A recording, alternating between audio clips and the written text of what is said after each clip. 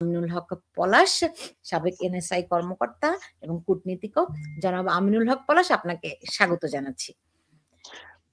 আপা, আপনাকে ধন্যবাদ আজকের এই প্রোগ্রামে আমাকে আমন্ত্রণ জানানোর জন্য। একই সাথে আবারও কৃতজ্ঞতা জানাচ্ছি যে আপনি এত প্রতিকূলতা সত্ত্বেও, শারীরিক অসুস্থতা সত্ত্বেও আপনার যে সাংবাদিকতার যে কাজ, প্রতিনিয়ত প্রশ্ন করা, প্রতিনিয়ত সত্য অনুসন্ধানের চেষ্টা করা, সেই কাজটা করে যাচ্ছেন নিজের সকল সীমাবদ্ধতা সত্ত্বেও, নিজের প্রতিকূলতা সত্ত্বেও।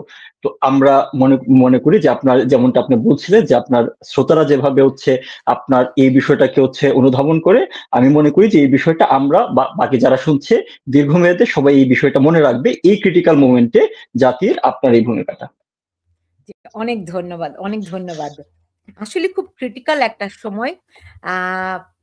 ডক্টর মোহাম্মদ ইউনূসের এবারের সফরটি কেমন দেখলেন? অনেক বিষয় বলার আছে। তো একটা গ্ল্যান্স যদি বলি যে আমরা যারা একটু রাজনৈতিকভাবে সচেতন বা বিভিন্ন ধরনের এই ইভেন্ট গুলা দেখি, আমাদের জন্য এটা খুবই চমৎকার একটা সময় হইতো যদি এই ঘটনাগুলার সাথে আমাদের নিজেদের দেশ জড়িত না থাকতো। অর্থাৎ এখানে একটা পলিটিক্যাল সার্কাস চালাচ্ছেন doctor Yunus as a ring master. উনি আপনার তার কতগুলো যে হায়ার করে যেভাবে নিয়ে আসে, কখনো মাংকি ধরেন, কখনো আপনার বিভিন্ন ধরনের একে দিয়ে যখন নিয়ে আসে, সে একটা পলিটিক্যাল সার্কাস চালাচ্ছে।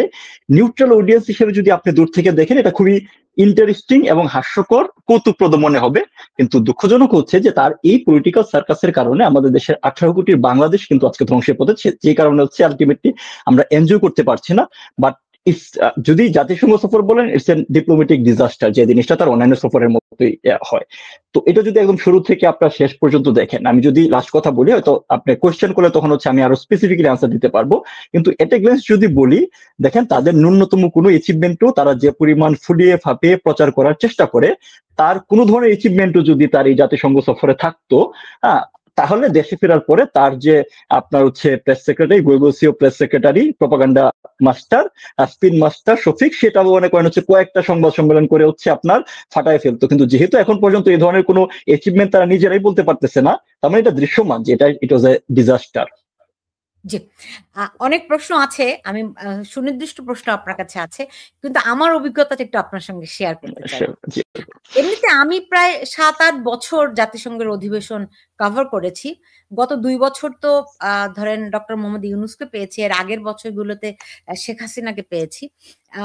তো শেখ হাসিনার আমলেই 5-6 বার কভার করার পরে তা আমি খুব একটা ইন্টারেস্ট পেতাম না জাতিসংঘের অধিবেশনের, কারণ এখানে নাথিং নিউ, মানে এগুলি সবই এক ধরনের শো অফ ছাড়া আর কিছুই তো নয়। ফলে আমার খুব একটা আগ্রহ হয়নি। কিন্তু গত 2 বছর ধরে আমি খুব আগ্রহ নিয়ে যাচ্ছি জাতিসংঘের অধিবেশনে, কারণ আমার অনেক প্রশ্ন আছে। গত বছর এক রকমের প্রশ্ন ছিল, এবছর আরেক রকমের প্রশ্ন। কিন্তু এই বছর আমার কাছে মনে হলো কি যে আমি যেখানেই যাই সেই জায়গাটি ফাঁকা হয়ে যায়।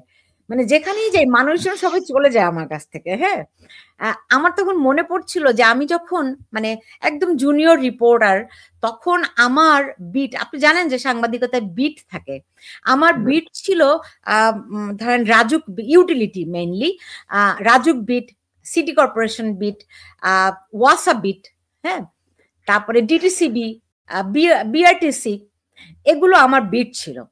তো আমি যখনই ধরেন সিটি কর্পোরেশনে গেলাম, সাধারণত গিজগিজ করে, আপনি জানেন যে কত রকমের মানুষ, কত পদের দালাল। আমি সিটি কর্পোরেশনে যাওয়া মাত্র কোথা থেকে সব ফাঁকা হয়ে যেত, হ্যাঁ, কাউকে আর খুঁজে পেতাম না। কিংবা আমি ধরেন বিআরটিএ তে যেতাম, সঙ্গে সঙ্গে সব, আপনি বুঝেন বিআরটিএ কি পরিমাণ মানুষের, মানে সাধারণ মানুষের চেয়ে দালালের সংখ্যা বেশি, রাইট? সব হঠাৎ করে ফাঁকা হয়ে যেত। সেম রাজুকেও, প্রত্যেকটা জায়গাতে আমি যা গেলে পরই কোথা থেকে দালালরা যেন সব কোথায় উধাও হয়ে যেত, আমি আর কাউরে খুঁজে পেতাম না।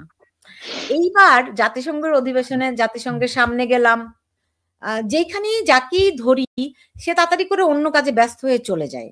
ধরেন আমার দেখা হলো আসিফ নজরুলের সঙ্গে, আইন উপদেষ্টা, তাকে বললাম যে আসিফ ভাই তো আমাকে এখন আর চিনিনি না, বলে না সুলতান অনেক ব্যস্ত, হ্যাঁ অনেক ব্যস্ত আমি।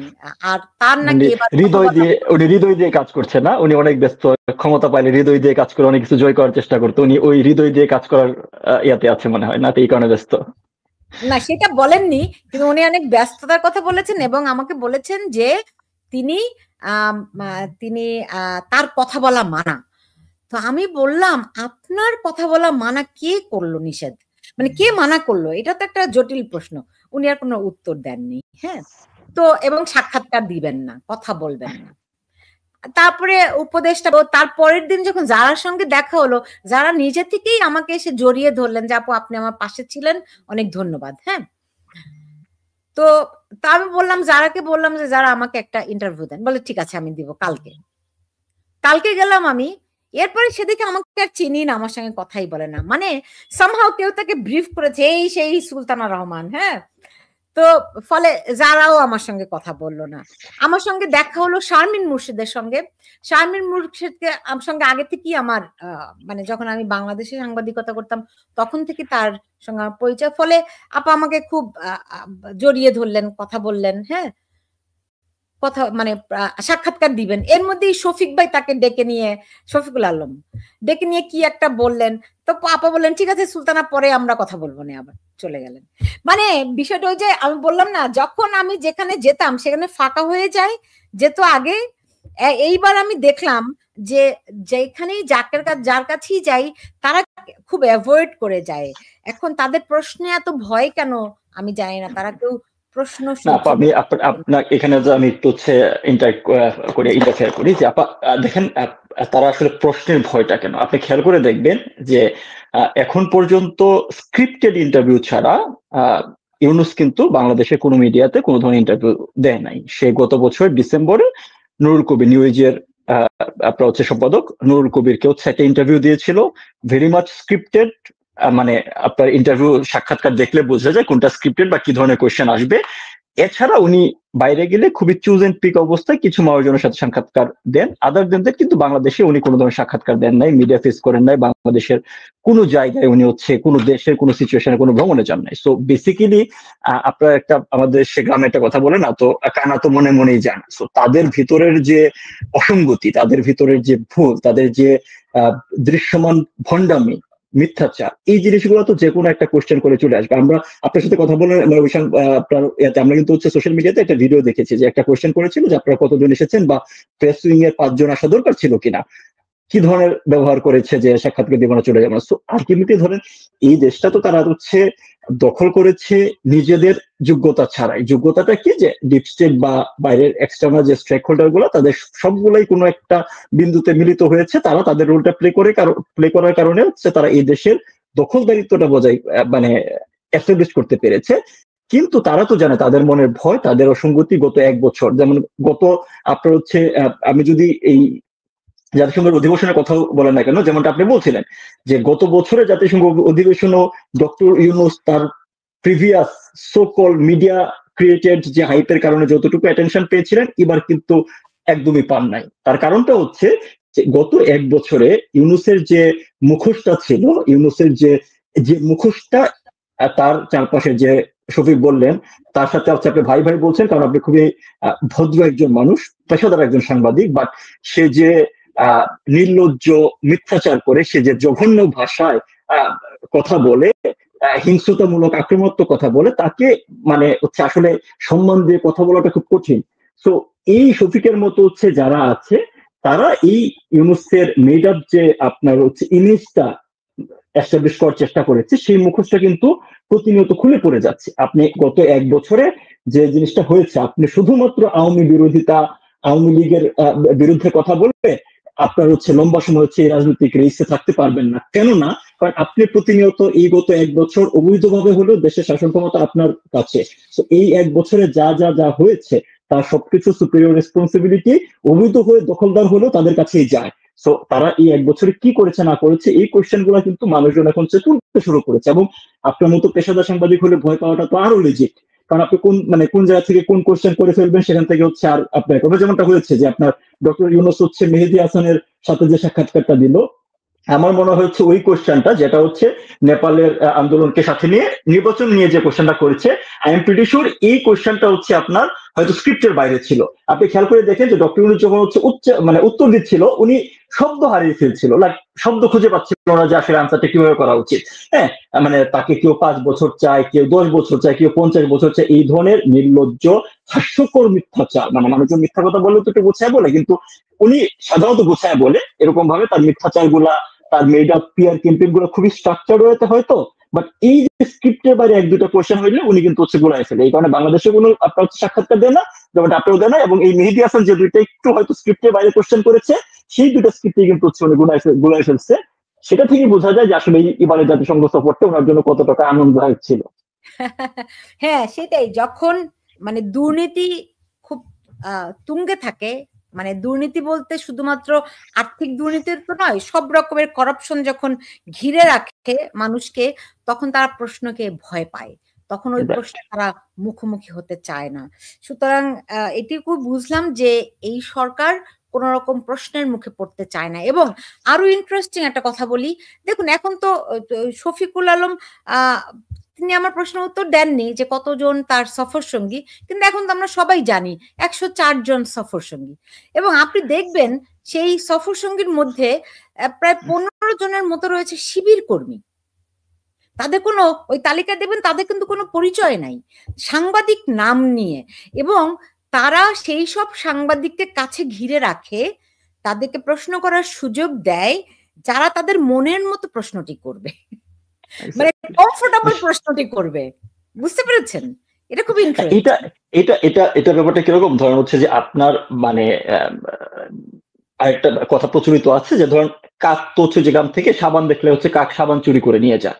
তো কাক নাকি হচ্ছে আপনার যখন হচ্ছে ওই যে চুরি করা সাবানটা কোনো গাছে রাখতে যায়, সে নিজের চোখ বন্ধ করে রাখে।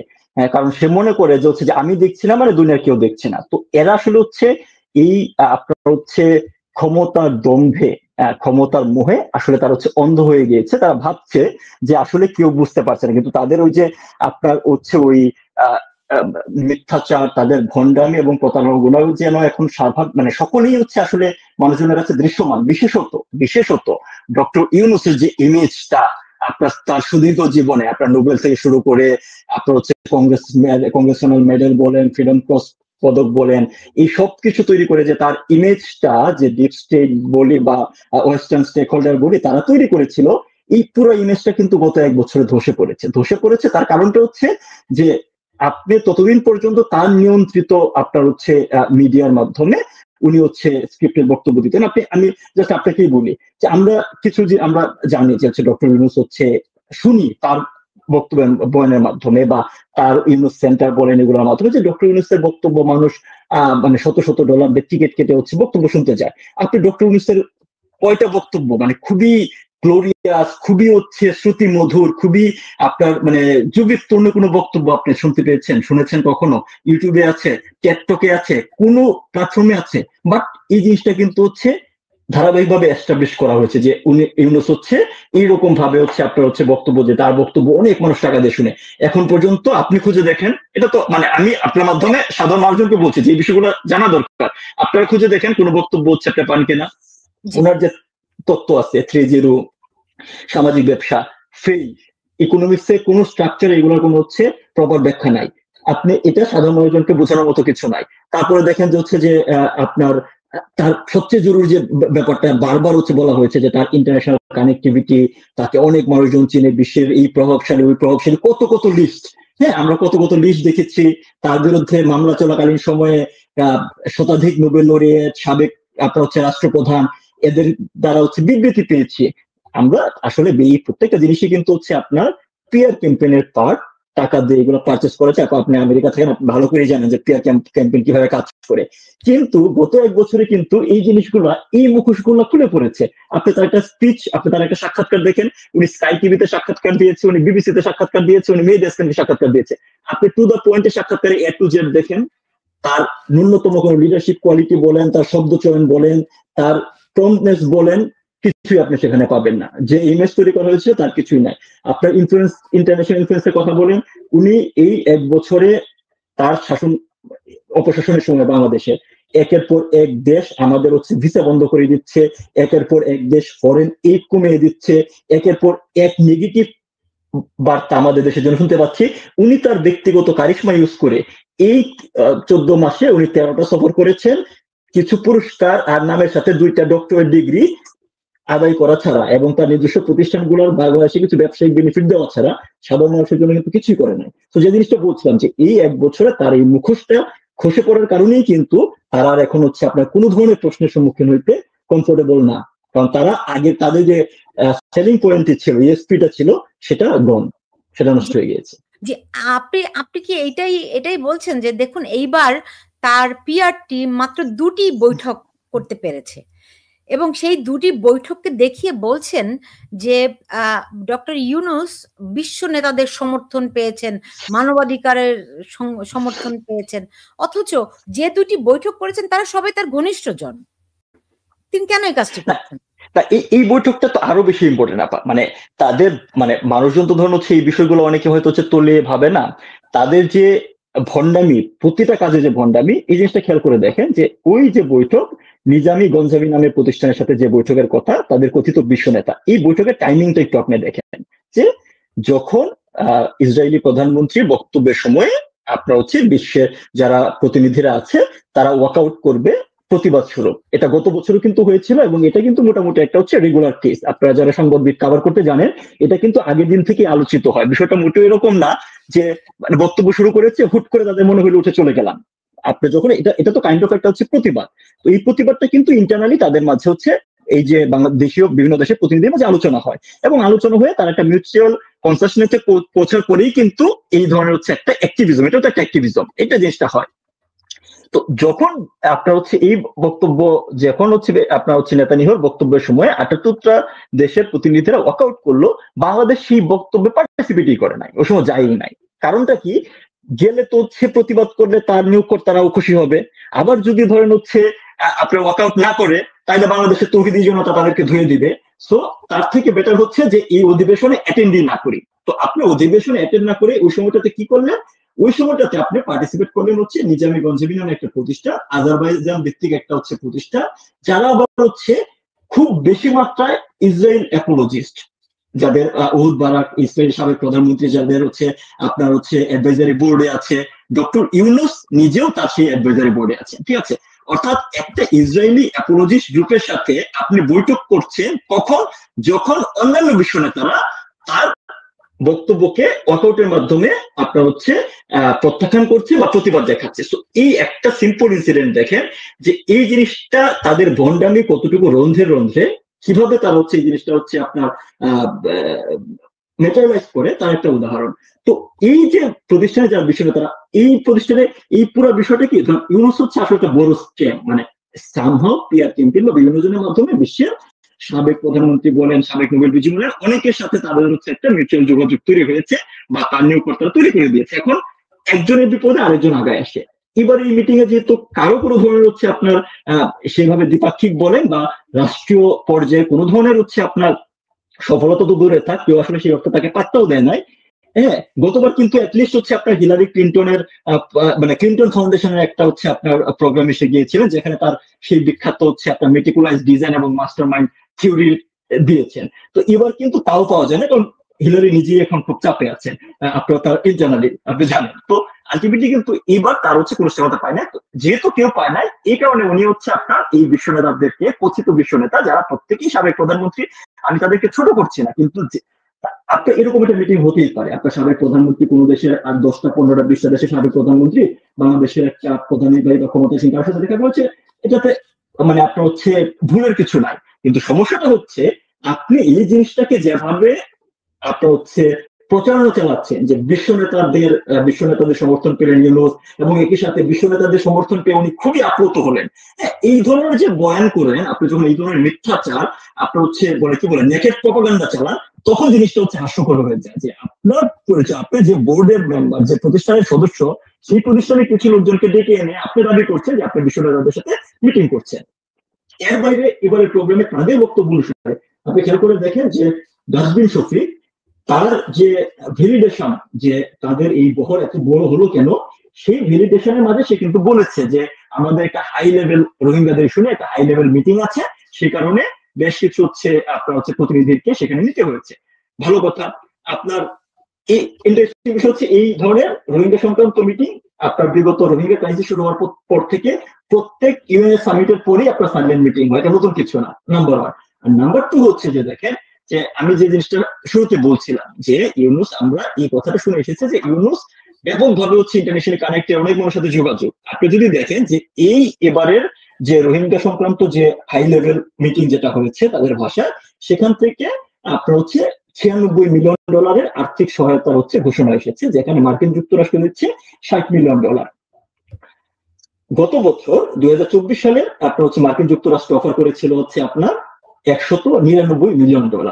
ঠিক তার আগের বছর 2023 সালে মার্কিন আন্ডার সেক্রেটারি আজরা জিয়া এই সাইডলাইন মিটিং এর বাইরে মাননীয় প্রধানমন্ত্রীর সাথে দেখা করে উনি এডিশনাল $76 মিলিয়ন দিয়ে গিয়েছিলেন। সো 199 76 $275 মিলিয়ন কিন্তু 2023 এবং 24 সালের মাঝে আওয়ামী লীগ সরকারের সময়েই ব্যবস্থাপনায় হয়েছিল, যাদের সাথে আপনার মার্কিন যুক্তরাষ্ট্রের কিন্তু একটা ডান দিক সম্পর্ক, একটা কাছের অবস্থা ছিল। তারপরে $275 মিলিয়ন সহায়তার ব্যবস্থা হয়েছিল। সেখানে এই তাদেরই হচ্ছে আপনার তুর্কি বাহক ইউনুস আসার পরে সেই সহায়তার পরিমাণ নেমে এসে হচ্ছে 60 মিলিয়নে। আপনার হচ্ছে এখান থেকেই বোঝা যাচ্ছে যে, এবং এই 60 মিলিয়নটা কখন এসেছে, যখন গত এক বছরে ইউনুস গিয়ে খুব আয়োজন করে বলে এসেছিল রোহিঙ্গা ক্যাম্পে যে এই ঈদে পারো, আমি মানে আপনার কি বলেন চারগাঁই ভাষা জানি না, বাট যতটুকু বুঝতে পেরেছি যে এবারের ঈদে পারবো না, সামনের ঈদে তাদেরকে দেশে ফিরে যাওয়ার ব্যবস্থা করবে। গত এক বছরে প্রায় 2,80,000 থেকে 2,85,000-এর মতো নতুন রোহিঙ্গা এসেছে, 1,29,000 নতুন রোহিঙ্গা রেজিস্টার্ড হয়েছে বাংলাদেশে। যেখানে রোহিঙ্গার সংখ্যা প্রতিনিয়ত বাড়ছে, সেখানে ইন্টারন্যাশনাল সহায়তার পরিমাণ কিন্তু কমে আসছে। সেখানেও কিন্তু ইউনুস তার এই কথিত বৈশ্বিক যোগাযোগের কোনো চমক কিন্তু দেখাতে পারেন নাই। সেই মানে এই বিষয়গুলি খুব এবার খুব দৃষ্টিকটু লাগছে দেখতে। আরেকটি বিষয় ধরেন, এটা তো একটা ওই যে ডিনারের যে দাওয়াত থাকে আমেরিকার প্রেসিডেন্টের সঙ্গে, এটা তো একটা নিয়মিত আয়োজন এবং সেখানে একটা ফটো সেশন থাকে প্রেসিডেন্টের সঙ্গে। এটা একটা নাথিং নিউ বা এক্সট্রাঅর্ডিনারি, কোনো বৈঠক টৈঠকও কিছু নয়, তাই তো? কিন্তু এইবার এই ছবি নিয়ে এত কেন কেওয়াস তৈরি হলো? আসলে কি ঘটেছিল? না আপনাদের কেওয়াজের বিষয়টা দেখেন, আমি আবারও বলছি যে বিশ্ব নেতাদের যে বয়ান তারা দিয়েছে, সাবেক প্রধানমন্ত্রীদের সাথে দেখা করাতে কোনো ভুল নাই, এটাতে খারাপ কিছু না। কিন্তু আপনি কি নেগেটিভটা এস্টাবলিশ করতে চাচ্ছেন সেটার উপরেই কিন্তু হচ্ছে আপনার কেওয়াসটা তৈরি হয়। এই 150 জনের মতো হচ্ছে আপনার যারা এই সরকার প্রধান যারাই গিয়েছিলেন, প্রত্যেক ইউএন সামিটে এই অধিবেশনে মার্কিন যুক্তরাষ্ট্রের প্রধান তাদের জন্য হচ্ছে একটা নৈশভোজের আয়োজন করেন। সেখানে তাদের হচ্ছে ডিনার করতে করতে তাদের বিভিন্ন ধরনের হচ্ছে ডিপ্লোমেটিক টুকটাক আলাপ আলোচনা হয়, কথাবার্তা হয়, বিষয়টা নর্মাল। কিন্তু আপনি খেয়াল করে দেখবেন যে এই ছবিটাকে কেন্দ্র করে যেভাবে এই যে তার প্রেস সুইং এর থেকে বয়ান দেওয়া হলো যে প্রেসিডেন্টের সাথে দেখা করলেন, প্রেসিডেন্টকে বাংলাদেশ ভ্রমণে আমন্ত্রণ জানালেন, প্রেসিডেন্ট আপনার হচ্ছে ইচ্ছা মানে খুশি বোধ করছে, অর্থাৎ প্রেসিডেন্টের সাথে একটা ব্যাপক বৈঠক করেছে, এই ধরনের বার্তা দেওয়ার চেষ্টা করেছে। আসলে এই ধরনের ছবির ক্ষেত্রে কি হয়, এটা খুবই নর্মাল ব্যাপার যে মার্কিন প্রেসিডেন্ট বলেন বা যেই বলেন না কেন, 150টা দেশের প্রতিনিধিদের সাথে আপনি 1 মিনিট করে ছবি তুলতে পারলে হচ্ছে আপনার ছবিতে সময় লাগবে হচ্ছে 150 মিনিট, তার মানে হচ্ছে আপনার 2.5 ঘন্টা। এই ডিনার সেশন থাকি 3 ঘন্টা। সো আলটিমেটলি কখনো বিষয়টা এরকম হয় না যে মার্কিন প্রেসিডেন্ট সেই 2.5 ঘন্টা যাবত ছবি আপনার হচ্ছে বুথে দাঁড়িয়ে থাকেন। আর মানে এটা কোনো বিয়ের অনুষ্ঠান না যে বর আর কনেকে দাঁড়া করে রাখছে, একজন আইসা হেঁটে যাবে আর ছবি তুলবে, বিষয়টা এরকম না। বিষয়টা যে জিনিসটা হয়, যে কারণে বলা হচ্ছে যে ছবিটা হচ্ছে আপনার হোয়াইট হাউস থেকে প্রেরণ করা হয়েছে। ধর তারা এই আপনার হচ্ছে এই ধরনের ডিনার সেশনে যে জিনিসটা হয়, আপনার হচ্ছে যে তাদের কিছু ছবি, অর্থাৎ মার্কিন প্রেসিডেন্ট এবং হচ্ছে ফার্স্ট লেডির কিছু ছবি, কয়েকটা ভঙ্গিমার ছবি হচ্ছে পাশাপাশি তুলে রাখা হয়, এন্ড দেন সাইড বুথে যারাই আসে তাদেরকে হচ্ছে আপনার ছবি তোলা হয়। তখন তারা এখানে থাকেন না, এবং তখন হচ্ছে এই দুইটা ছবি একসাথে করে হোয়াইট হাউস থেকে 2 দিন বা 3 দিন এই এডিটটা শেষ করার পরে হচ্ছে আপনার হচ্ছে তাদের কাছে পৌঁছানো হয়। পয়েন্ট হচ্ছে কিন্তু দোষের কিছু নাই, এবং সেম জিনিস অন্যান্য দেশের হচ্ছে আপনার সরকার প্রধান বা যাদের সাথেই ছবি এসেছে প্রত্যেকের ছবি একই রকম ভাবে এসেছে। কিন্তু সমস্যাটা হচ্ছে কোন জায়গায়, সমস্যাটা হচ্ছে যখন হচ্ছে আপনার ঘরে হচ্ছে আপনার কি বলে টিনের চাল দিয়া যখন হচ্ছে আপনার পানি পড়ে, আপনার ঘরে যখন হচ্ছে খাওয়ার পয়সা নাই, কিন্তু আপনি যখন বয়ান দেন যে হচ্ছে আপনি প্রতিদিন হচ্ছে 5 স্টার হোটেলে খান আর আপনার হচ্ছে ডুপ্লেক্স ছাড়া ঘুমান না, বিষয়টা কিন্তু এক্স্যাক্টলি তাই। তাদের আপনাদের কোশ্চেনের জবাব কেন দেয় না? এই যে বক্তব্যটা আমি দিলাম, এই বক্তব্যটা ওনাদের জায়গা থেকে আসতে সমস্যাটা কি, যে না this is how the photo session works, সারা দুনিয়া জানে, এটা নিয়ে হচ্ছে আপনার লুকাচাপের কিছু নাই। সমস্যাটা হচ্ছে যে তাকে তো বয়ান দিতে হবে যে সে হচ্ছে ট্রাম্পের সাথে দেখা করে অনেক ধরনের হচ্ছে কোনো কিছু করে ফেলেছে।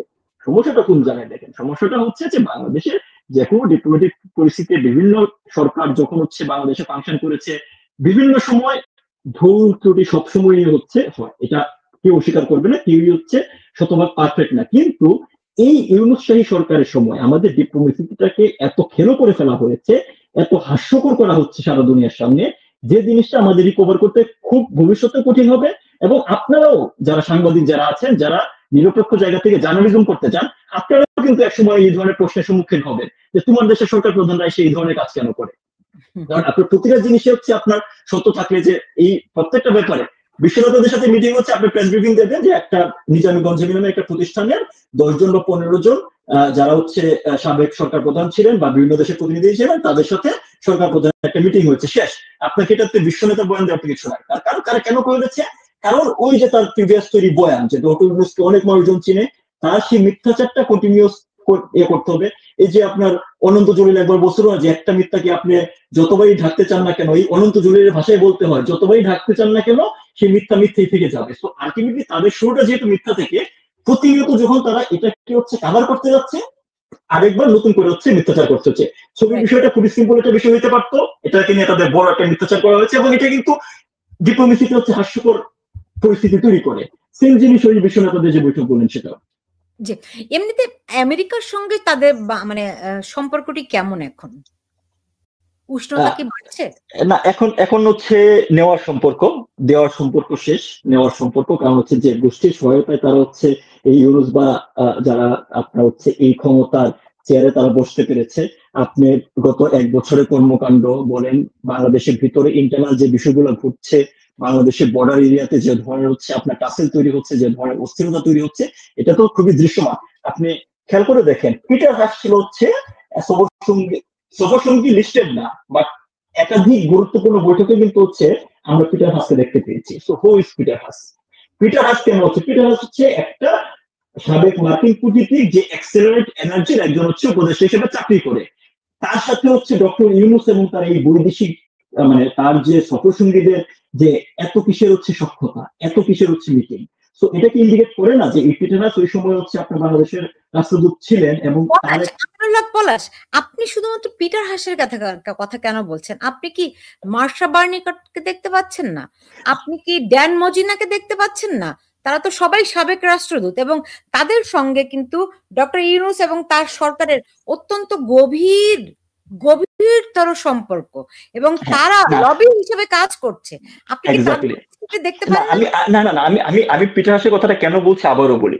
আপনি দেখেন পিটার হাস যে জিনিসটা করছে এবং ডক্টর ইউনূসের সাথে পিটার হাসের যে এই মাখামাখিটা, সেটা ডিরেক্টলি কনফ্লিক্ট অফ ইন্টারেস্ট। বলেন হ্যাঁ, তারা তাদের একটা লবিং ফার্মের পার্ট হিসাবে যে কোনো দেশকে প্রভাবিত করার চেষ্টা বা তাদের ব্যবসায়িক সুবিধা নেওয়ার চেষ্টা করতেই পারে। কিন্তু আপনি খেয়াল করে দেখবেন পিটার হাসের যে অ্যাক্সিলারেট এনার্জি, তার সাথে এই সরকার কিন্তু চুক্তি করেছে এলএনজি ক্রয় করার। আপনি বিষয়টা খেয়াল করেন যে যার কাছ থেকে হচ্ছে, অর্থাৎ তারা হচ্ছে একটা কাউন্টার পার্ট, যার কাছ থেকে হচ্ছে আপনি সরকারি অর্থ ব্যয় করে, রাষ্ট্রের অর্থ ব্যয় করে আপনার কোন হচ্ছে সার্ভিস কিনছেন, তাকে যখন হচ্ছে আপনি সাথে নিয়ে আপনি মিটিং গুলোতে যাবেন, this is a grave mistake, this is grave conflict of interest. এটা প্রমাণ করে যে এই পিটার হাস তার রাষ্ট্রদূত থাকাকালীন সময়ে এই যে বাংলাদেশে একটা ছাত্রদের আন্দোলনের নামে যে হচ্ছে একটা আপনার হচ্ছে কি বলে কালার রেভলিউশন তৈরি করা হয়েছে, তার পিছনে তার সরাসরি ইন্ধন ছিল। কারণ পিটার হাস তখন ডিরেক্টলি স্টেশন চিফ ছিলেন এবং তার এই মাখামাখি এটাকে ডিরেক্টলি এখন হচ্ছে ইন্ডিকেট করছে যে উনি ওইদিকে যাচ্ছেন। তো আপনি যে জিনিসটা কোশ্চেন যে জিনিসটা করেছিলেন যে তাদের এই মার্কিনদের সাথে সম্পর্কটা কেমন, যে জিনিসটা বললাম যে সম্পর্কটা যেহেতু তাকে দীর্ঘ প্রতীক্ষার পর তার ইমেজ তৈরি করা, তাকে বিল্ড আপ করা, বাংলাদেশে অস্থিরতা তৈরি করা এবং ফাইনালি তাকে হচ্ছে এই জায়গায় বসানো। তো তাদের যে ইনভেস্ট, তার পিছনে যারা ইনভেস্টার যারা আপনার হচ্ছে লগ্নি করেছে, তাদের এখন হচ্ছে লগ্নি তুলে নেওয়ার সময় আমরা কিন্তু ওই জিনিসটা দেখতে পাচ্ছি। সো এই কারণে কিন্তু হচ্ছে আপনার ইউনূসের ভয়েস নাই, মানে সে তার তরফ থেকে যে আমাকে হচ্ছে রোহিঙ্গাদের জন্য সাহায্য বা মানে এখন বৃদ্ধি করো সেটা বলতে পারছে না, কারণ অলরেডি তাকে দিয়ে দেওয়া হয়েছে, তার ইনভেস্টমেন্ট তাদের ডান, এখন তারা হচ্ছে নিয়ে যাবে। সেই নিয়ে যাওয়ার পায়তারা কি আমরা দেখতে পাচ্ছি। ঠিকানা নিউজ থেকে আমরা যে বক্তব্যটা আমরা দীর্ঘ সময় ধরে বলে আসছিলাম, যখন এই অবৈধ সরকার ক্ষমতা দখলের পরেই সেন্ট মার্টিনে পর্যটকদের হচ্ছে আপনার কি বলে যাত্রা বন্ধ করা হলো, সাধারণ মানুষজনকে মানে সেন্ট মার্টিন থেকে যাওয়া বিরত রাখতে বাধ্য করা হলো, তখন থেকে কিন্তু এই কোয়েশ্চেনটা ছিল। কারণ সেন্ট মার্টিন নিয়ে মার্কিন ইন্টারেস্ট বা আমাদের হচ্ছে deep sea port related area বা আমাদের হচ্ছে সমুদ্র বন্দর এলাকাগুলোতে যে মার্কিন ইন্টারেস্ট, সেগুলো কিন্তু হচ্ছে অনেক সময় দৃশ্যমান। মাননীয় প্রধানমন্ত্রী একাধিকবার বয়ান দিয়েছেন, এটা নিয়ে অনেক একাধিকবার বক্তব্য দিয়েছেন, সতর্ক করেছেন, তখন এগুলো কিন্তু পলিটিক্যাল বক্তব্য মনে হয়েছে। আজকে কিন্তু ওনার প্রতিটা কথাই সত্য বলে প্রমাণিত হচ্ছে। আমরা এখন জানতে পারছি যে সেন্ট মার্টিনে একটা সাবমেরিন ঘাঁটি এবং হচ্ছে আপনার অবকাশ কেন্দ্র করতে চাচ্ছে। আমরা জানতে চাচ্ছি যে বাংলাদেশের বন্দরের ব্যাপারে হচ্ছে মার্কিন ইন্টারেস্ট আছে। অলরেডি চট্টগ্রাম বন্দরকে আপনার হচ্ছে বিদেশি আপনার হচ্ছে এদের কাছে তুলে দেওয়া হয়েছে, যারা ম্যানেজ করবে। আপনার মার্কিন যুক্তরাষ্ট্র থেকে হচ্ছে আমরা বয়ান শুনতে পাচ্ছি যে বাংলাদেশের তেল গ্যাস বা জ্বালানি সম্পদ উত্তোলনের ক্ষেত্রে স্বচ্ছতা আপনার হচ্ছে নিরূপণ করা হবে বা স্বচ্ছ প্রক্রিয়ার মধ্য দিয়ে করা হবে। তো আমাদের তেল সম্পদ উত্তোলনের ব্যাপারে কিভাবে করা হবে সেটার স্টেক বা সেটার হচ্ছে বয়ান কেন মার্কিন যুক্তরাষ্ট্র থেকে আসছে। তার মানে আমি যে জিনিসটা বলতে চাচ্ছি যে এই সম্পর্কটা এখন হচ্ছে সিঙ্গেল গেটওয়ে হয়ে গিয়েছে। মানে বিষয়টা কি, আপনার যখন হচ্ছে ভারসাম্যপূর্ণ সম্পর্ক থাকে, যে জিনিসটা আমি শুরুতে বললাম যে মার্কিন যুক্তরাষ্ট্রের সাথে আমাদের দ্বিপাক্ষিক ডিপ্লোম্যাটিক সম্পর্ক সবসময় ছিল এবং একেবারে দৃশ্যমান, যেটা মাননীয় আওয়ামী সরকারের সময় সেই সম্পর্কে বেশ কিছু টানাপোড়েন ছিল। সেটা সত্ত্বেও কিন্তু হচ্ছে আমরা মার্কিন যুক্তরাষ্ট্র থেকে সবচেয়ে বেশি কোভিড ভ্যাকসিন পেয়েছি সারা দুনিয়ার মাঝে। সেটা সত্ত্বেও হচ্ছে আমরা আমাদের রোহিঙ্গাদের জন্য সহায়তা কন্টিনিউয়াসলি হচ্ছে নিশ্চিত করতে পেরেছি। That is the diplomatic work. আপনি যতই চাকরি দেখেন আপনি ডিপ্লোম্যাটিক ওয়ার্ক করে যাচ্ছেন, কিন্তু এখন যেহেতু ডক্টর ইউনূসের হাতে কোনো কার্ড নাই, কোনো ধরনের ডিপ্লোমেসি নাই এবং অন্ধভাবে যেহেতু তার নিয়োগকর্তা যা বলছে, এই কারণে আমরা তাদের কাছ থেকে কিছু পাচ্ছি না, রেদার আমাদের এখান থেকে মার্কিন গোষ্ঠী কি নিতে পারে সেটা নিয়েই কিন্তু হচ্ছে আপনার যত ধরনের সাম্প্রতিক সময় আলোচনা দেখবে, সেই আলোচনায় কিন্তু এখন হচ্ছে দেখা যাচ্ছে। জি জি, মানে এই যে ঘটনাগুলো ঘটছে, যে আমেরিকা বাংলাদেশের কাছে যে সমস্ত দাবি দেওয়া, ওই যে আপনি যেটা বললেন এখন নেয়ার পালা, হ্যাঁ, তো এই পালাটি ধরেন গত 15-16 বছর ধরে যে হচ্ছে, ড্যান মজিনা এবং মার্শা বার্নিকাট এবং আরো দুজন আমেরিকান অ্যাম্বাসাডার যারা বাংলাদেশে কাজ করেছে, তাদের এখনকার তৎপরতা দেখে বোঝা যায় কিনা যে সম্মিলিতভাবেই এতটি বছর ধরে এই কাজগুলো হয়েছে। অবশ্যই হ্যাঁ, আপনি দেখেন মানে এই যে শুধু এখন না, কিন্তু আপনার নিশ্চয়ই মানে এই কাজগুলা কিভাবে হয় আপনি কয়েকটা উদাহরণ দিলে বুঝতে পারবেন। খুবই সাম্প্রতিক একটা উদাহরণ দিই।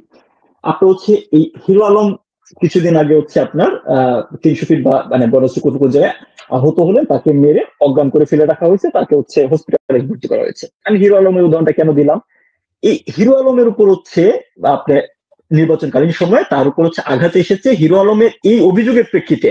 তখন কিন্তু তার হচ্ছে হসপিটালে ভর্তি হইতে হয় নাই, কিছুই হইতে হয় নাই, তার উপর আঘাত করা হয়েছে। এই অভিযোগের ভিত্তিতে আমরা দেখেছি হচ্ছে মার্কিন যুক্তরাষ্ট্র এবং ইউরোপীয় ইউনিয়ন বিবৃতি দিয়েছে।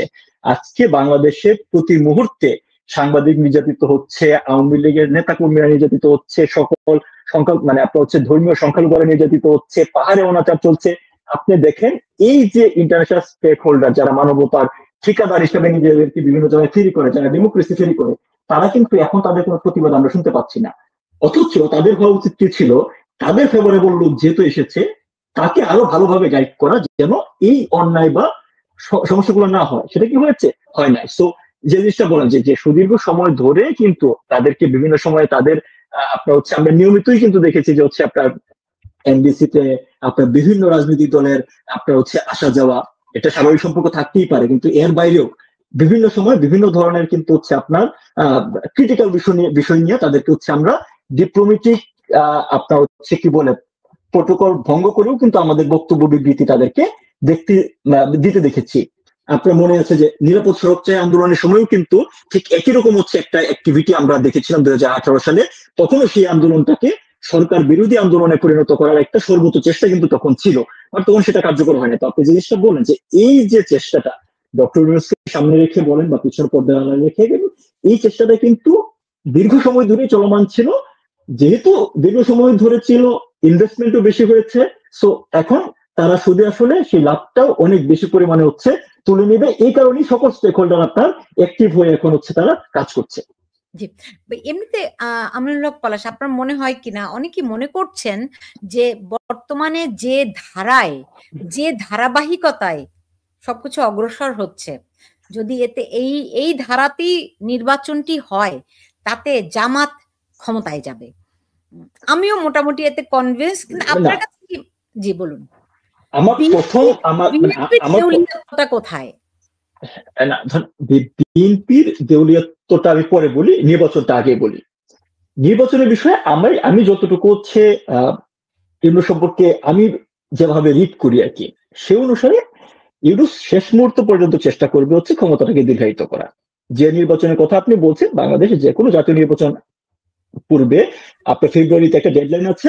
আমরা আজকে যদি দেখি, আমরা আজকে এখন সেপ্টেম্বরের 3 তারিখ, অক্টোবরের 3 তারিখে আছি, নভেম্বর, ডিসেম্বর, জানুয়ারি এন্ড হচ্ছে, এরপরে হচ্ছে আপনার ফেব্রুয়ারি। So it's less than 4 month. হ্যাঁ, আপনার যে ধরনের প্রিপারেশন, যে ধরনের হচ্ছে আপনার সারা দেশব্যাপী যে নির্বাচন, তো বাংলাদেশে একটা ছোট দেশ, কিন্তু লোক কিন্তু হচ্ছে 18 কোটি, ভোটার অলমোস্ট 12 কোটি। সো ইটস বিশাল হিউজ হচ্ছে আপনার অ্যাক্টিভিটি। নির্বাচনে ন্যূনতম কোনো হচ্ছে কার্যক্রম বলেন বা ন্যূনতম কোনো ধরনের হচ্ছে প্রস্তুতিমূলক কোনো কিছু কিন্তু দেখা যাচ্ছে না। এক নাম্বার 2 হচ্ছে এই ইউনূসের আপনার হচ্ছে সরাসরি পৃষ্ঠপোষকতায় গড়ে ওঠা দল এনসিপি বা ন্যাশনাল চিলড্রেন পার্টি এবং জামাত, তাদের কিন্তু নির্বাচন বিরোধী বয়ান, পিআর নিয়ে হচ্ছে আপনার হচ্ছে যে তাদের বক্তব্য, এগুলো কিন্তু মাঠে এখনো জারি আছে। অর্থাৎ ইউনূসের খুব ক্লোজ দুইটা এলাকায় এন্টি ইলেকশন টাইপের একটা ভাইব কিন্তু প্রতিনিয়ত দিয়ে যাচ্ছে। এটাও একটা ইন্ডিকেশন দেয় যে ইউনূস আসলে হচ্ছে নির্বাচন দেওয়ার মুডে নাই।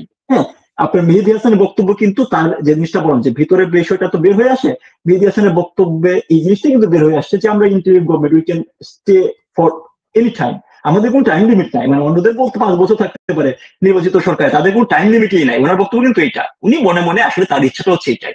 সো প্রথমত হচ্ছে ইউনূস যে কোনো মূল্যে চাবে ইলেকশনটাকে হচ্ছে এক্সটেন্ড করা। সেটা যদি মানে, এবং এখন পর্যন্ত যেদিকে যাচ্ছে আপনার ইলেকশন আপনার হচ্ছে ফেব্রুয়ারিতে হবে, এটা আমি বিশ্বাস করি না, নাম্বার 1।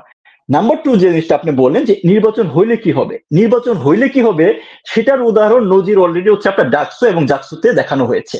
ডাকসুতে হচ্ছে আপনার যারা নির্বাচন কন্ডাক্ট করেছে তারাই জানে না যে ব্যালট পেপার কোথায় ছাপানো হয়েছে। ব্যালট পেপার ছাপানো হয়েছে নীলক্ষেতে। শুরুতে হচ্ছে ঢাকা ভার্সিটি অথরিটি বললো যে এটার ব্যাপার হচ্ছে এটা মিথ্যা। যখন হচ্ছে প্রমাণ সহ বিষয়টা সামনে আসলো, তখন তারা বললো তারা জানতো না। সো যদি ইলেকশন হয়, নাম্বার 1 ডাকসু মডেল হবে।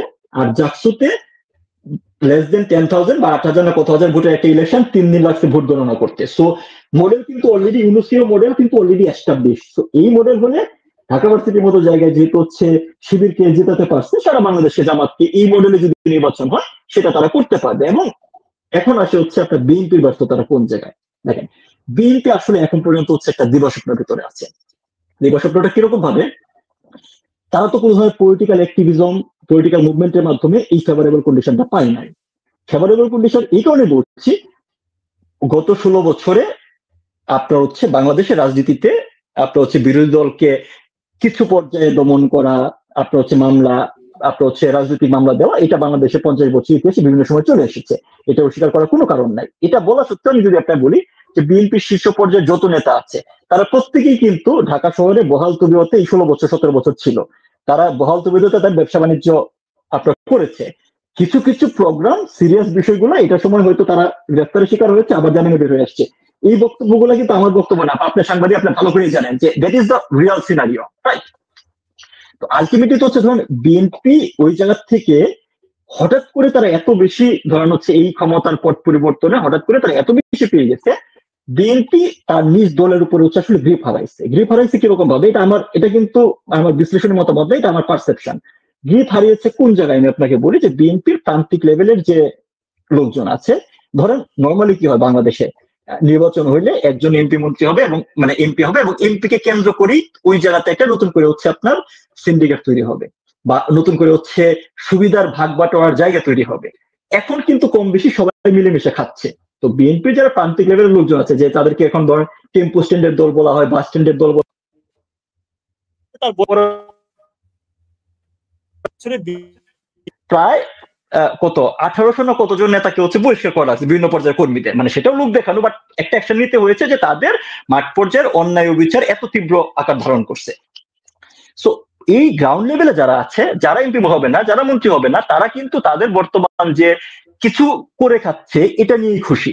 সো তাদের উপরে দলীয় হাইকমান্ড চাইলেও কোনো একটা স্ট্রিক্ট সিদ্ধান্ত ইম্পোজ করতে পারছে না, পারলেও মানবে না। আমরা দেখেন বিএনপির যে শীর্ষ সন্ত্রাসী নারায়ণগঞ্জের জাকির খান, সে হচ্ছে আপনার মনে করেন হচ্ছে তামিল মুভির নায়কের স্টাইলে হচ্ছে আপনার নারায়ণগঞ্জে মহড়া দিয়ে বেড়াচ্ছে, বুঝছেন? তো আলটিমেটলি তো ধরেন বিএনপির যে অংশটা যাদের মাঠ পর্যায়ে প্রান্তিক লেভেলে তাদের যে বেসিক জিনিসগুলো দরকার তারা সেগুলো পেয়ে গেছে। সো তাদের কারণে হচ্ছে যে তাদের এখন নতুন করে ইলেকশন দিলে তো হচ্ছে আবার এটা ওয়ান সাইডেড হবে। সো এইটার থেকে মাঠ পর্যায়ের উপর সে কন্ট্রোল হারিয়েছে। আরেকটা যে জায়গায় কন্ট্রোল হারিয়েছে, দেখেন এই কিছুদিন আগে মাহফুজ আলমের একটা বক্তব্য আপনার হচ্ছে দিয়েছে, যেটা হলো যে হচ্ছে আপনার মাহফুজ আলম তার বক্তব্যে বলেছে যে এই সরকার গঠনের পরে, ইউবৈধ সরকার গঠনের পরে ওই বানরের হালুয়া রুটির ভাগাভাগির মতো হচ্ছে বিএনপি এটা নিয়েছে, জামাত ওটা নিয়েছে। এটা মাহফুজ আলম নিজের বক্তব্য, আপনারা নিশ্চয়ই সবাই দেখেছেন। বিএনপি এই জায়গাতে হচ্ছে লস করেছে কিরকম ভাবে? দেখেন বিএনপির এমন লোকজনকে দেওয়া হয়েছে যারা আসলে ইনফ্লুয়েন্সিয়াল না। আমি উদাহরণ দিয়ে বলি, যে অ্যাটর্নি জেনারেলকে বিএনপির পদধারী যাকে অ্যাটর্নি জেনারেল বানানো হয়েছে, আমি 100% নিশ্চয়তা বলতে পারি যে বিএনপির তরফ থেকে যদি বলা হইতো যে না বিএনপির একজনকে লোক দেন যাকে আমরা অ্যাটর্নি জেনারেল বানাবো, প্রথম 10 জনের নাম দেওয়া হলো, এই 10 জনের ভিতরে এই নামটা থাকতো না। আমার এই বক্তব্য দেওয়ার অর্থ হচ্ছে এটাই, বিএনপি নামধারী একটা অংশ, সেটা প্রশাসনে হোক, সেটা বিচার ব্যবস্থায় হোক, সেটা ওই যে ভিসি বা প্রভিসি নির্বাচন করা হোক, প্রত্যেক জায়গায় বিএনপি নামধারী একটা অংশকে কিন্তু বেনিফিট দেওয়া হয়েছে। সো তারা তাদের বেনিফিট নিয়ে, এখন ধরেন যে ব্যক্তিটা তার অনিয়মে যেই অংশটাকে বেনিফিট দেওয়া হয়েছে বলছেন, সেই অংশটা কি আসলে বিএনপি কিনা, এই প্রশ্নটা আমি তুলছি এই কারণে যে আওয়ামী লীগের মধ্যে যদি এই পরিমাণ জামাত শিবির ঢুকতে পারে এবং তারা বুঝতেও পারেনি হয়তো, সেখানে বিএনপির মধ্যে না জানি কত জামাত শিবির আছে যারা নিজেদেরকে বিএনপি দেখিয়ে আসলে জামাতের পারপাস সার্ভ করছে। খুবই সম্ভব। সো এই কারণে বলছিলাম যে ধরেন বিএনপি আলটিমেটলি হচ্ছে যে ওই জায়গাতে তারা হচ্ছে গ্রাউন্ড লুজ করেছে, যে কারণে দেখেন যে আপনার বিএনপি এই ডাকসু নির্বাচনে একটা দৃশ্যমান হচ্ছে আপনার অনিয়ম হয়েছে। আগের থেকে ব্যালট ছাপা ছিল, সেই ব্যালট হচ্ছে আপনি দেখেন শুধুমাত্র নির্বাচন পর্যন্ত যাওয়ার দরকার নাই, নির্বাচনের আগে যেখানে হল সংসদীয় নির্বাচন হলে হবে সেখান থেকে ভোট সেন্টার সরিয়ে হচ্ছে এক জায়গায় আনা হয়েছে। মানে এই নির্বাচনটা যেভাবে হচ্ছে আপনার অর্গানাইজড করা হয়েছে প্রথম থেকে, বিসির বক্তব্য থেকে শুরু করে এটা ক্লিয়ার ছিল যে শিবিরের 2টা ছেলেকে এখানে আপনার হচ্ছে পাশ করানোর জন্য সেই ইলেকশনটা হচ্ছে আপনার ম্যানুফ্যাকচার করা হয়েছে। সেখানে কিন্তু তারা কোনো ধরনের হচ্ছে ন্যূনতম প্রতিবাদ করতে পারে নাই। সো আলটিমেটলি তারা হচ্ছে তাদের এই গ্রাউন্ডের শক্তিটার ব্যাপারে তারা নিজেরা কনফিউজ। আর মাঠ পর্যায়ের যে বিএনপি কর্মীরা আছে তারা তাদের হচ্ছে ওই যে ট্যাক্স 10-14% এগুলো নিয়েই হচ্ছে খুশি।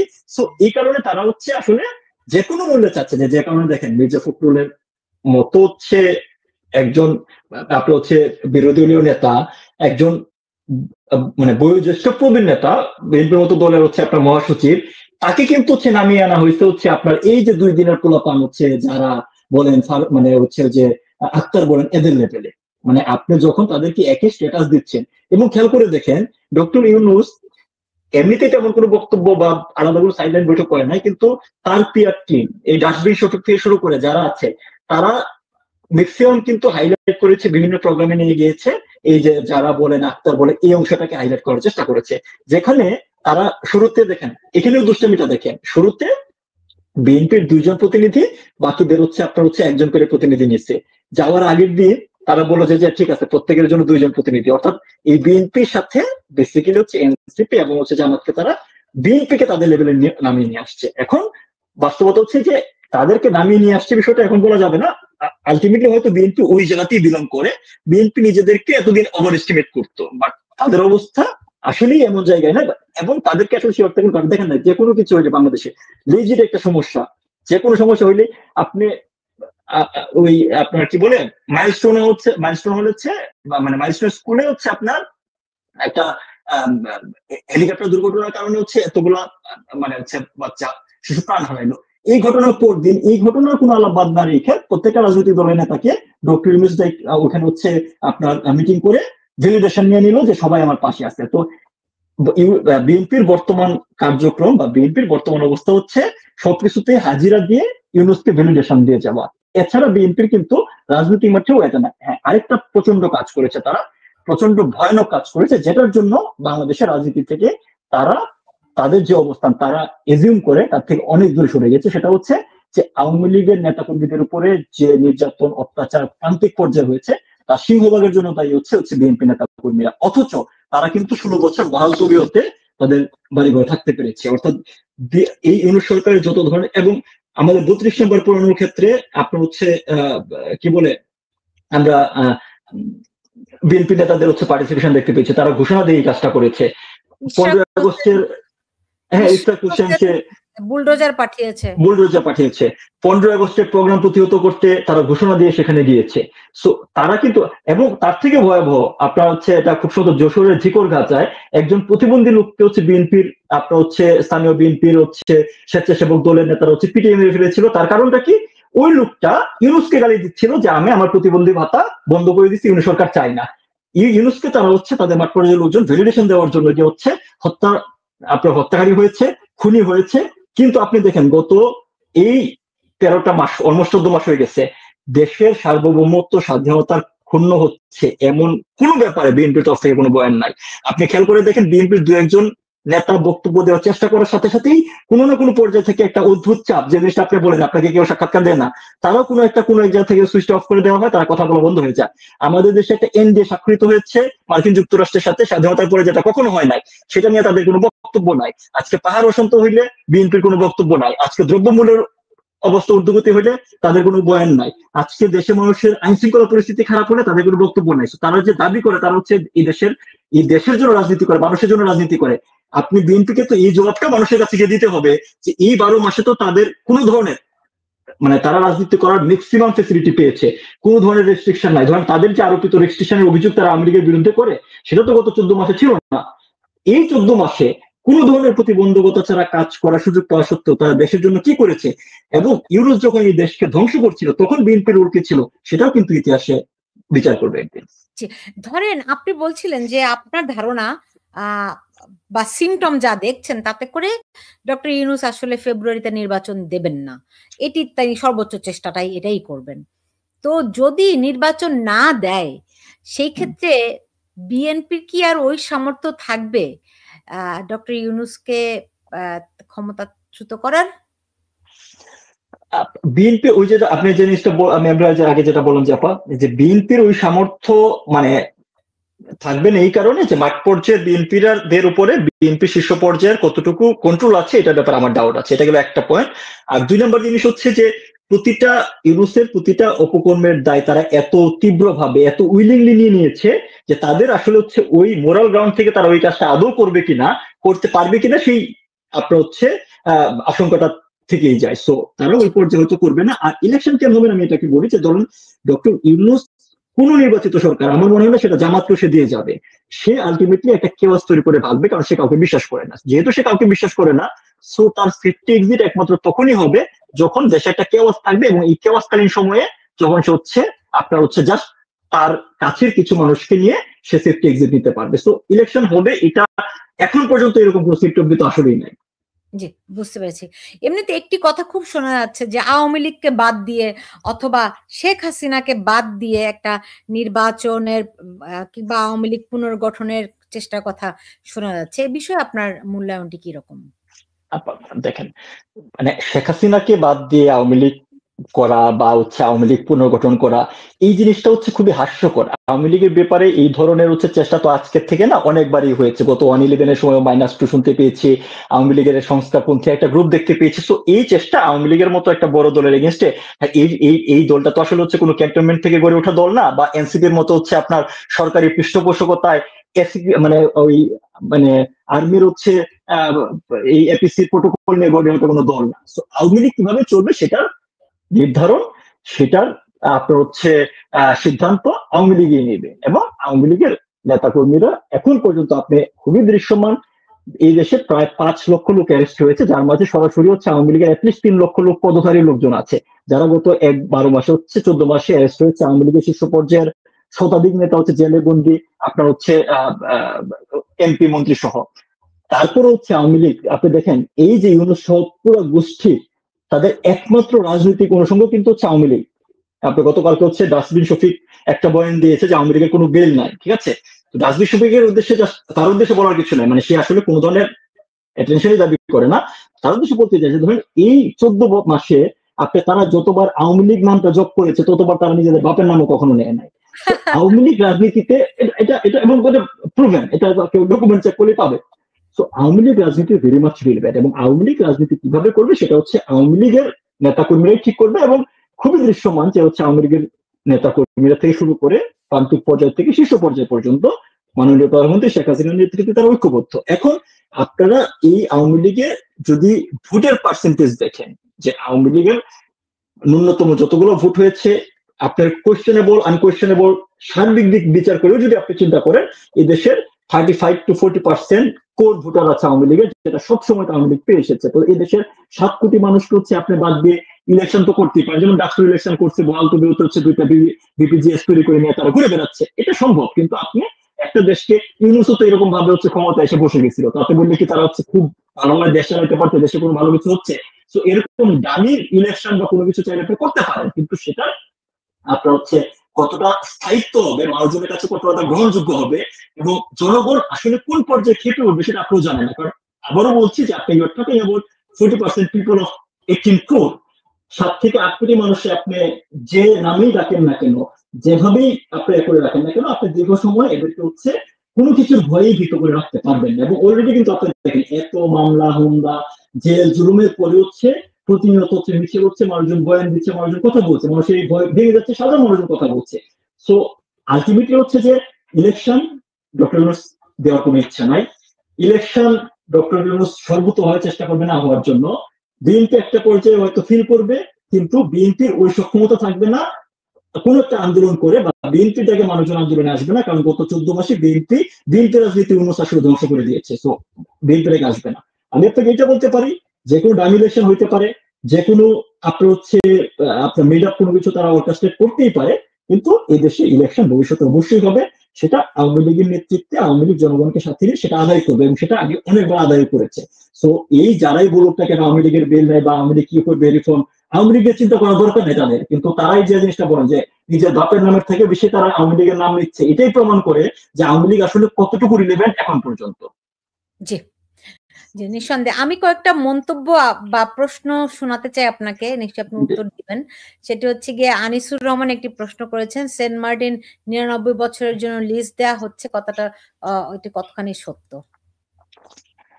এটা আবার সরাসরি হচ্ছে আনসার দেওয়া কঠিন, কারণ আমি যদি আনসার দিই সেটা রেফারেন্স হবে, কিন্তু সেখানে মার্কিন যুক্তরাষ্ট্র থেকে প্রকাশিত একটা গণমাধ্যম থেকে কিন্তু এটা ক্লিয়ারলি বলা হয়েছে যে মার্কিন যুক্তরাষ্ট্রে তারা লিজ নিতে চাচ্ছে সাবমেরিন ঘাঁটি করার জন্য, অবকাশ কেন্দ্র করার জন্য, এবং এখন পর্যন্ত বাংলাদেশের তরফ থেকে এটার কোনো ধরনের হচ্ছে প্রতিবাদ আসে নাই। তার মানে এই জিনিসটাকে সত্য, কারণ এই আশঙ্কা দীর্ঘদিন ধরেই ছিল।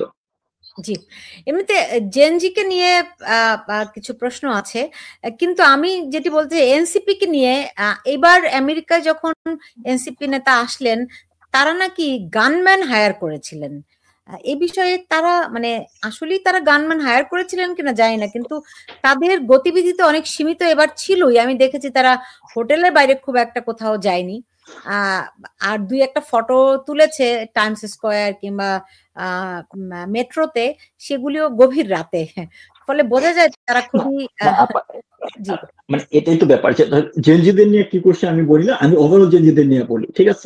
সেটা হচ্ছে ধরেন আমাদের আসলে হচ্ছে বর্তমান এই মানে ইন জেনারেল যদি এই জেনারেশনটা নিয়ে বলতে চাই, এটা আমি অ্যাজ এ হোল জেনারেশনদের কোনো দোষ দিই না। তার কারণটা হচ্ছে দেখেন যে কালচারাল চেঞ্জ দুইটা উপরে, তো অ্যাবস্ট্রাক্ট চেঞ্জ বিল্ডিং বানানো বড় কিছু হওয়া, আর এটা হচ্ছে ইউজড হওয়া অ্যাবস্ট্রাক্ট চেঞ্জটা, এটা হচ্ছে মেটেরিয়ালিস্টিক। মেটেরিয়ালিস্টিক হচ্ছে ধরেন কোনো কিছু বানাইলাম, একটা নতুন আমি হচ্ছে একটা নতুন মোবাইল কিনে নিয়ে আসলাম, সেটা হচ্ছে ধরেন হচ্ছে আপনার মেটেরিয়ালিস্টিক একটা কালচারাল চেঞ্জ। আর এটাকে আমি কিভাবে ব্যবহার করছি সেটা হচ্ছে আপনার এক্সট্রাক্ট চেঞ্জ। তো এই এক্সট্রাক্ট যে কোনো চেঞ্জকে আপনার মানে ইউজ টু হওয়ার জন্য সময় লাগে, কিন্তু আমরা বিগত 2 দশক যদি চিন্তা করি, আমরা কিন্তু এই টেকনোলজির প্রভাব খুব দ্রুত পেয়েছি। মানে একটা সাথে সাথে প্রতি বছর হচ্ছে আপনার আইফোনের আপডেট আসছে, প্রতি বছর নিত্য নতুন টেকনোলজি আসছে, চ্যাট জিপিটির কারণে অনেক কিছু হাতের মুঠো। সেই কারণে হচ্ছে এই নতুন জেনারেশন বিভ্রান্ত হওয়া অস্বাভাবিক না। সেম জিনিস কিন্তু হচ্ছে আপনার নেপালে হয়েছে।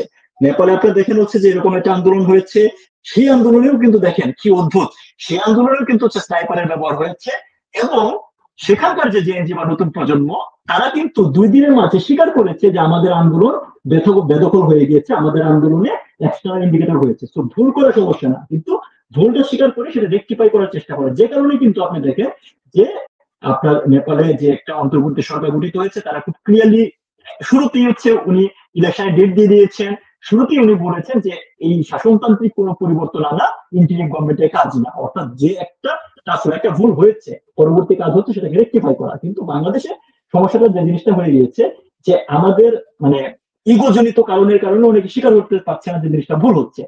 তো তাদের প্রতি কথা হচ্ছে যে ভাই মানে শুধুমাত্র নিজের ইগোকে স্যাটিসফাই করার জন্য আপনার টেকনোলজি ব্যবহার না করে বা কোনো একটা ভিজিট আইডিওলজিতে না থেকে রেদার দেন দুনিয়াতে কি হচ্ছে, কিভাবে হচ্ছে, এবং গত 14 বছর এই 14 মাস এই সরকার আসলে কি করেছে, তার কতটুকু জনগণের পক্ষে গিয়েছে, কতটুকু বিপক্ষে গিয়েছে, সেই বিষয়গুলো যদি সবাই হচ্ছে নিরপেক্ষভাবে যাচ করার চেষ্টা করে, তাহলেই আমাদের মনে করেন হচ্ছে এখান থেকে উত্তরণ আসবে। জি পলাশ, আমি শেষ করব, কিন্তু আরেকটি প্রশ্ন না করলেই নয়। সেটা হচ্ছে আপনি দ্রিকের শহীদুল আলম প্রসঙ্গে। তিনি গাজা ফ্লোটিলা করছেন, আপনি জানেন, এটি নিশ্চয়ই অনেক আলোচনা হচ্ছে। অনেকেই এরকমটি মনে করছেন, এটি পারসেপশন নাকি এর পেছনে কোনো ব্যাকগ্রাউন্ড আছে নিশ্চয়ই আপনি বলতে পারবেন, যে অনেকেই বলছেন যে ডক্টর ইউনূস যখন ব্যর্থ হবে তখন শহীদুল আলমকে সামনে আনা হবে, সেজন্যই তাকে ফোকাস করা হচ্ছে, সেই উদ্দেশ্যে। না, এটা কিন্তু হচ্ছে ধরেন মানে মানুষজন বলে না হচ্ছে ঘর পোড়া গরু সিঁদুরে মেঘ দেখলে ভয় পায়, এক নোবেল জয়ী বাংলাদেশে কি সর্বনাশ করেছে এটা তো মানুষজন বুঝতে পেরেছে। এই কারণে আসলে মানুষজন আশঙ্কা করে, এবং এই আশঙ্কা হচ্ছে আপনার খুব বেশি ভ্রান্ত না। এখন দেখেন শফিকুল আলমের যে ব্যাপার, শহীদুল আলম কিন্তু এবার সফর সঙ্গী ছিল আপনার হচ্ছে এই শফিকুল আলম না, শহীদুল আলমের বলছি, শহীদুল আলম কিন্তু হচ্ছে ডক্টর ইউনূসের সফর সঙ্গী ছিল আপনার জাতিসংঘে, রাইট? তো আপনি দেখেন, আপনি যদি যে কোনো ইন্টারন্যাশনাল বিষয়কে যদি আপনি অ্যাটেনশন আনতে চান, ফোকাস আনতে চান, জাতিসংঘের আপনার হচ্ছে অধিবেশনের থেকে বড় হচ্ছে স্টেজ তো আর কিছু হইতে পারে না। বিশ্বের সকল দেশের হচ্ছে রাষ্ট্রপ্রধান, সরকার প্রধানরা এখানে আসছে, তো যে কোনো ধরনের প্রটেস্ট বলেন, প্রতিবাদ বলেন, সেটাকে তো ওইখানে স্টেজ করাই গুরুত্বপূর্ণ। এই শহীদুল আলমকে আমরা দেখলাম যে নিউ ইয়র্কের হচ্ছে আপনার অ্যাপল স্টোরে গিয়ে হচ্ছে উনি চেক ইন দিতে পারছেন, কিন্তু আমরা কিন্তু উনি যে কতদিন হচ্ছে নিউ ইয়র্কে ছিলেন এই আপনার হচ্ছে ফিলিস্তিন ইস্যু নিয়ে কোনো কথা বলতে দেখি নাই। উনি একটু আর্লি ফিরে আসলেন, দেশে ফেরার পর থেকে উনি হচ্ছে এই ফ্লোটিলাতে যাওয়ার বিষয়ে, সমুদ্র ফ্লোটিলাতে যাওয়ার বিষয়ে কিছুদিন উনি অ্যাক্টিভিজম করলেন, জিজ্ঞাসার সামনে ছবি টবি তুলেন, এবং এরপরে হচ্ছে উনি ইতালির রোম হয়ে হচ্ছে এখানে রওনা দিলেন। প্রথম দিকে উনি এমন ভাবে বয়ান দেওয়ার চেষ্টা করছিলেন যে খুব আস্তে আস্তে কথা বলছেন, মনে হয়েছে এই আক্রান্ত হয়ে গেল, ওই আক্রান্ত হয়ে গেল। পরবর্তীতে জানা গেল যে সমুদ্র ফ্লোটিলা যেটা আছে, তাদের যে জাহাজ বহর 41টা, ওনারা সেটার পার্টই না, তারা হচ্ছে ফ্লোটিলা সলিডারিটি, যেটা আরেকটা জাহাজ যারা অনেক পিছনে আছে, যেখানে বেসিক্যালি ডাক্তার এবং নার্সদের সমন্বয়ে গঠিত, তারা সেখানে হচ্ছে আপনার যাচ্ছে, এবং তারা আলটিমেটলি মানে গতকালকে পর্যন্ত মনে হচ্ছে তারা গ্রীস সীমানাতেই ছিল, ওই দিকে যাই নাই। বাট উনি যেভাবে হচ্ছে ধরেন ঘন্টায় ঘন্টায় আপলোড দিচ্ছিলেন, এই জিনিসটাই কিন্তু হচ্ছে আপনার বড় প্রশ্নবোধক চিহ্ন করে, কারণ এটা নিয়ে যারা ধরেন গ্রেটা থানবার্গ, সে দীর্ঘদিন ধরে অ্যাক্টিভিজম করছে। এবং আমি এই পুরো জিনিসটার উদ্দেশ্য নিয়ে হচ্ছে কিছু বলতে চাই না, তার কারণটা হচ্ছে যে নিশ্চিত ভাবেই এখানে যারা গিয়েছেন তাদের মাঝে সরাসরি ফিলিস্তিনের যে আপনার ইস্যুটাকে সামনে আনার জন্য গিয়েছেন, মন থেকে ধারণ করেন, লালন করেন, এমন লোকজন বেশি আছে। কিন্তু একই সাথে আপনার এটা জিনিসটা বুঝতে হবে যে যখন জাতিসংঘ অধিবেশন চলছে, যখন এই অধিবেশনই হইতে পারত হচ্ছে আপনার এই আপনি ইসরায়েলি আগ্রাসন বলেন বা ফিলিস্তিনিদের স্বাধীনতা বলেন, সেটা সবচেয়ে বড় প্ল্যাটফর্ম, সেখানে সকল আলোচনা এই অধিবেশন বাদ দিয়ে এই সমুদ্র ফ্লোটিলায় গিয়ে ঠেকলো, তাহলে এটা তো নিশ্চয়ই হচ্ছে আপনার একটা প্রশ্নবোধক চিহ্ন। আপনারা এখন দেখেন তারা আমরা লাইভ ট্র্যাকার দেখাচ্ছে, কোন জায়গায় আছে, কি করছে না করছে, এটা দিয়ে আলটিমেটলি কি ফিলিস্তিনি কোনো লাভ হয়েছে? লাভ হয় না। কিন্তু যখন সকল দেশের রাষ্ট্রপ্রধান ইউএনএ আছে, সেখানে যদি তারা এই প্রটেস্টটা করতো, সেখানে তো তার বেটার আউটকাম আসার সুযোগ ছিল। তো শহীদুল আলম যখন একজন সরকারি প্রতিনিধি হিসাবে অধিবেশনে যাওয়ার সুযোগ পাওয়ার পরে কোনো বক্তব্য দেয় নাই, সেখান থেকে কোনো একটা মেসেজ নিয়ে এসে দেশে ফিরে আসলেন, হঠাৎ করে 3 দিন অ্যাক্টিভিজম করে উনি হচ্ছে সমুদ্র ফ্লোটিলায় চলে গেলেন। তো এই যে আশঙ্কাটা মানুষের, এই আশঙ্কাটা তো ভুল না। তো এই যে এই ঘটনার প্রতিটা জিনিস হচ্ছে পরতে পরতে ভণ্ডামি। উনি কি জানতেন না যে তার যে আপনার হচ্ছে গার্জিয়ান ডক্টর ইউনূস, বা তার যে বন্ধু যাকে সে এই ক্ষমতায় বসার জন্য এত চেষ্টা করছে, সে নিজামী গঞ্জুমি নামের একটা ইহুদি অ্যাপোলজিস্ট প্রোগ্রামের সাথে হচ্ছে এর সাথে আপনার প্রোগ্রাম করেছে, করে সেটাকে বিশ্ব নেতাদের নাম দিয়ে হচ্ছে মিডিয়া কভারেজ নিচ্ছে, সেটা জানে না। সে এই ফেব্রুয়ারি মাসে হচ্ছে জর্জ সরোজের আলেকজান্ডার সরোতাস এসে হচ্ছে শহীদুল আলমের দিক গ্যালারির বাসায় বসে আপনার হচ্ছে ছাদে বসে ছবি তুলে যায় নাই। তো আপনার যখন পরতে পরতে এরকম ভণ্ডামি থাকবে, তখন আপনার বৈধ কোনো কাজও বা আপনার সৎ উদ্দেশ্যের কাজেও তো মানুষজনের কাছে কোয়েশ্চেন তুলবে। শহীদুল আলম ক্ষেত্রে তাই হয়েছে। আর উনি কেনই বা মানে জাতিসংঘে ডক্টর ইউনূসের সফর সঙ্গী হলেন? রাষ্ট্রীয় পয়সা খরচ করে প্লেন ভাড়া, হোটেল ভাড়া এগুলো দিয়ে তিনি কেনই সফর সঙ্গী হলেন? আবার কেনই চলে গিয়ে তড়িঘড়ি করে ফ্লোটিলাতে গেলেন? এটা নিয়ে কিন্তু অনেক প্রশ্ন তৈরি হয়েছে। এবং আপনি যেই মানে কিন্তু আমি যে প্রশ্নটি করেছিলাম সেটির উত্তর কিন্তু পেলাম না, যে এটি কোনো মানে ইঙ্গিত কিনা, এটা কোনো এটা ধরেন হচ্ছে যে মানে তারা তো ডক্টর ইউনূস কে দেয়া হচ্ছে না ডিজাইন।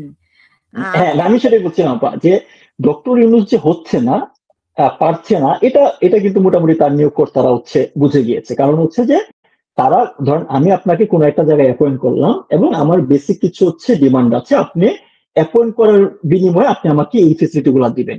একই সাথে কিন্তু আমি এটাও চাবো না যে আমাকে যে দিচ্ছেন এটা আপনার হচ্ছে একদম মানে খোলা ভাবে সবাই সামনে জানুক বা এর মাধ্যমে রিটেলিয়েশন তৈরি হোক। সো আপনি ডক্টর ইউনূস যে ফেসিলিটি তার স্টেক হোল্ডার দিতে আছে, প্রতিটা জিনিস নিয়ে কিন্তু হচ্ছে রিটেলিয়েশন হচ্ছে, সাধারণ মানুষজন জানতে পারছে, সাধারণ মানুষজন এটা প্রতিবাদ করছে, দেশে প্রতিবাদ করতে না পারলে বাইরে প্রতিবাদ করছে, এই বিষয়গুলো আসছে। সো ডক্টর ইউনূসের কাছ থেকে যে ধরনের আপনার এক্সপেকটেশন তার নিয়োগকর্তাদের ছিল সেটা সে ফুলফিল করতে পারে নাই।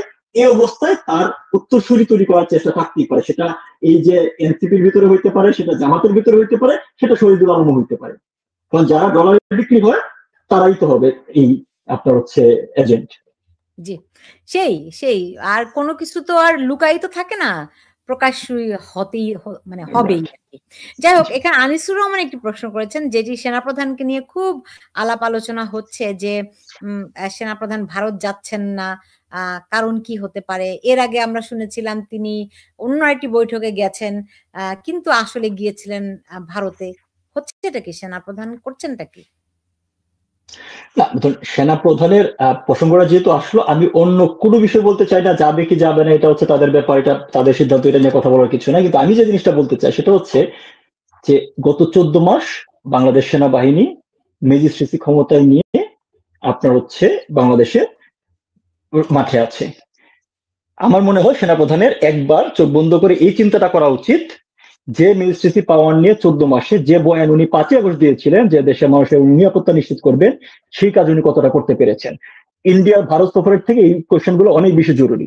সেনাপ্রধানের একবার চিন্তা করা উচিত, যখন আরাকান আর্মি দিনের পর দিন আমাদের হচ্ছে জেলেদের ধরে নিয়ে যাচ্ছে, সেখানে আপনি কিছু করতে পারেন না, কিন্তু যখন হচ্ছে পার্বত্য অঞ্চলে আদিবাসীরা একটা দাবি নিয়ে প্রতিবাদ করে, সেই প্রতিবাদে হচ্ছে আপনি গুলি চালিয়ে 3 জনকে হত্যা করেন।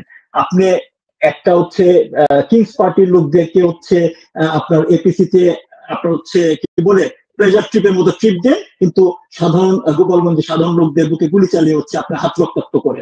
সো সেনাবাহিনী বা সেনাপ্রধানের এই বিষয়গুলো আরো অনেক জরুরি। সে বাইরে যাবে কি যাবে না এই বিষয়গুলোর থেকে। বাস্তবতা হচ্ছে যে আমাদের এই গত 14 মাসে যে কাজগুলো হয়েছে তার সুপিরিয়র রেসপন্সিবিলিটি এখন তো আওয়ামী লীগের না। আওয়ামী লীগ এখন শাসন ক্ষমতায় নাই। আওয়ামী লীগ প্রতিটা নেতা কর্মী শুধুমাত্র নিজের প্রাণ হাতে নিয়ে হচ্ছে বাঁচার চেষ্টা করছে, এই পরিমাণ অত্যাচার নির্যাতন হচ্ছে। তাহলে গত 14 মাসে যত দেশ বিরোধী চক্রান্ত হয়েছে, যত দেশ বিরোধী অ্যাক্টিভিটিস হয়েছে, যত দেশ বিরোধী চুক্তি হয়েছে, তার ড্রাইভার 1 ডক্টর ইউনূসের, 2 তাকে সর্বতভাবে সহায়তা করা এই সেনাবাহিনী। এবং সেনাবাহিনী নিজের এই চিন্তা করা উচিত সে কোথায় যাবে না যাবে, অন্যরা তাদের কি ভাবছে, তার থেকে বেশি গুরুত্বপূর্ণ হচ্ছে দেশের মানুষের কাছে সে কি জবাব দিবে। এই জবাবও কিন্তু দিতে হবে, এই জবাবও তাদেরকে দিতে হবে। জি, আমি একটু রাষ্ট্রপতি সম্পর্কে কিছু বলবেন নাকি? তার প্রশ্নপত্র ফাঁস হলো, প্রশ্নপত্র মানে চিঠিপত্র ফাঁস হলো, আপনি দেখেছেন নিশ্চয়ই তার চিঠিটি যেটি ফাঁস হয়েছে। এটার ব্যাপারে আমি জাস্ট একটা কথাই বলি আপা, আমরা কিন্তু রাষ্ট্রপতির তরফ থেকে রাষ্ট্রপতিকে মানে সরকার ভেঙে দেওয়ার একটা বক্তব্য দেখেছি, যার পিছনে হচ্ছে আমি সামরিক বাহিনীর প্রধানদের 3 প্রধান দাঁড়িয়েছিল। এর বাইরে আপনার হচ্ছে উনি কিন্তু একটা সাক্ষাৎকার দেওয়ার সুযোগ পেয়েছিলেন, সেই সাক্ষাৎকারে উনি বলেছেন যে উনি মন্ত্রী পরিষদ সচিবকে ফোন দিয়েছেন বা অনেক চেষ্টা করেও মাননীয় প্রধানমন্ত্রীর বক্তব্য মানে পদত্যাগ করেছে, এই ধরনের কোনো কাজ খুঁজে পান নাই। সো এই একটা বক্তব্যের পরে কিন্তু গত 14 মাসে তার কোনো ধরনের বক্তব্য বয়ান বিবৃতি আমরা হচ্ছে দেখতে পাই নাই। ঠিক আছে, সো এই যে চিঠিগুলা বা যাই তার সামনে আসুক না কেন, এটা কতটুকু উনি করছেন বা কতটুকু তাকে মেড আপ করা হচ্ছে। কারণ যারা আপনার হচ্ছে সরাসরি সুপ্রিম কোর্টের রায়কে আপনার হচ্ছে ম্যানুফ্যাকচার করে হচ্ছে তারা হচ্ছে শাসন ক্ষমতা দখল করে ফেলতে পারে, যখন বিচারপতিরা হচ্ছে সামরিক আপনার হচ্ছে আপনার হেফাজতে ছিল, সে যারা সুপ্রিম কোর্টের রায়কে হচ্ছে আপনার এরকম ম্যানুফ্যাকচার করতে পারে, সেখানে প্রধান বিচারপতি রাষ্ট্রপতি, যার পাবলিক অ্যাপিয়ারেন্স এমনিতেই কম, আমাদের শাসন ব্যবস্থার স্ট্রাকচারে ওনার নিজের থেকে আসলে স্বতঃপ্রণোদিত হয়ে কিছু করার সুযোগ নেই। সেখানে এই চিঠিটা আদৌ উনি লিখেছে কিনা বা যত বক্তব্য বয়ান বিবৃতি উনার স্বাক্ষরিত বলে হচ্ছে প্রকাশ হচ্ছে, সেটার ফাইলগুলো আদৌ ওনার কাছে যায় কিনা সেটা নিয়ে আমার ডাউট আছে। তো